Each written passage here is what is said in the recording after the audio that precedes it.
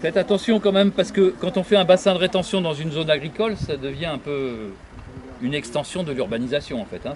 Même si c'est pas l'assise du tramway sur toute cette section-là. Hein. D'abord à Navito, il n'y a que la route, hein. C'est quand même très fermé. Il y a des maisons et la route, donc le couloir écologique entre le Lez et ici, il est un peu limité. Mais ici, vous avez aussi une sorte de resserrement, hein, puisqu'il y a une route qui est créée, des maisons qui arrivent là, le bassin de rétention qui prend tout l'espace et qui rejoint la route. Donc il y a une rupture, il y a quand même une certaine rupture. Bon, le niveau supérieur va varier de 20 cm à 2 mètres. Donc ces variations-là vont constamment remouiller le sol.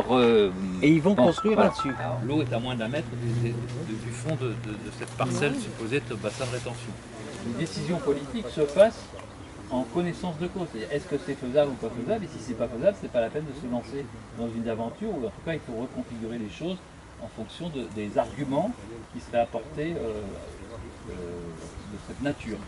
Rien n'est dit sur la nappe de proximité. Or, elle conditionne quand même beaucoup de choses.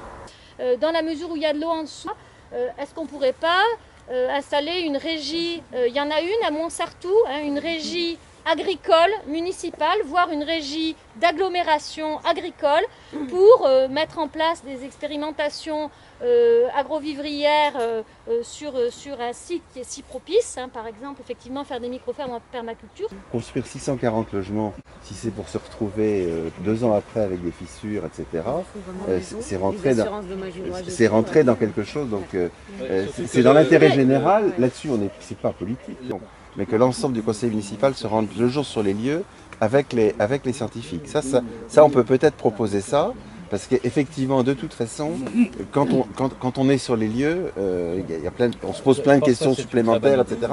Voilà. Il y a Philippe Sorel, il faut le faire venir. Et nous, on est là parce qu'on défend l'usage agricole. Parce que nous, on pense que la terre agricole de bonne qualité, en bordure des villes, c'est un patrimoine à préserver absolument, parce que si on n'en a pas besoin maintenant, dans quelques années, ça va nous faire cruellement défaut. C'est vrai que quand vous êtes face à un ouvrage qui a 2200 ans, qui a un côté symbolique de toute façon, vous oubliez vos dogmes. Vous êtes là en train de dire « Ah, il y a des gens avant nous qui faisaient des choses extraordinaires. » Du point de vue alimentaire, on est très dépendant de ce qui vient d'autres régions.